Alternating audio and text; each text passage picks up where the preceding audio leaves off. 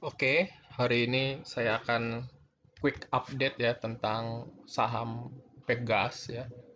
Menarik karena selama ini sudah cukup membuat sibuk ya, sudah mulai dipantau lagi dan ternyata sudah mulai break ya. Di sini kalau dilihat secara teknikal sudah mengalami uptrend, sudah mengalami uptrend dengan aligatornya juga sudah di atas dari Bollinger Bond juga sudah di atas. Nah, yang menjadi pertanyaan kan kalau kita sudah punya atau kalau kita belum punya saham ini targetnya berapa gitu ya.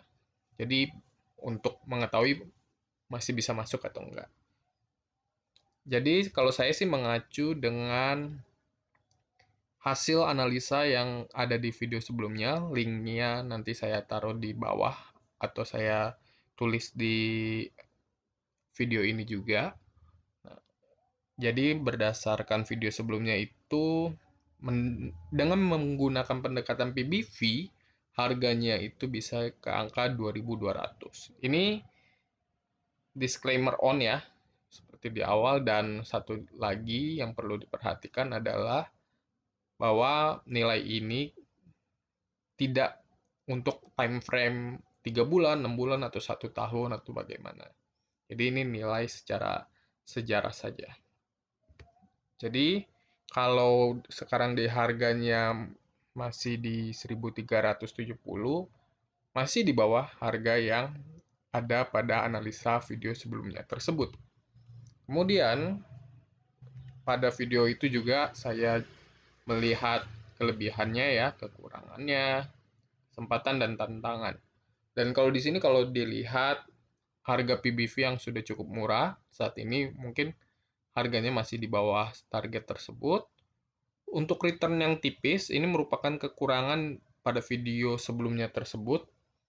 Namun kalau dilihat ya, update terbaru ya kuartal kedua, laporan kuartal kedua. Jadi ini adalah nilai seri ya dari 2020 kuartal 3, kuartal 1, 2, 3, 4. Ini kuartal 1 2021 dan ini yang baru keluar ya. Kuartal 2 2021. Nah, itu kalau di kuartal satunya return on equity-nya dapat 2,04, kalau berdasarkan video sebelumnya tersebut mungkin di kuartal 2 harusnya dapat dinilai 2 kali lipatnya di 4%. Ternyata di sini return on equity-nya di angka 6%, artinya nilainya lebih besar daripada kelipatan kuartal 1, sehingga prediksi dari kinerja di akhir tahun juga cukup menarik. Jadi, saya rasa ini merupakan kekurangan yang sudah mulai diatasi dalam performa. Kemudian untuk kesempatan, ternyata di sini masih on track ya, pemulihan ekonomi dan pengembangan kawasan industri juga tidak ada isu terkait politik, terkait law yang mempengaruhi hal ini. Maupun terkait environment ya, terkait health issue, juga lingkungan. Sedangkan untuk tantangan saat itu adalah fluktuasi harga komoditas. Justru tantangan ini kondisi terupdate-nya malah berkurang juga aspeknya karena ternyata harga komoditasnya cenderung meningkat dan itu cenderung mengarahkan tantangan malah menjadi kelebihan ataupun kesempatan ya. Jadi dari sini dapat disimpulkan ini adalah saham yang baik.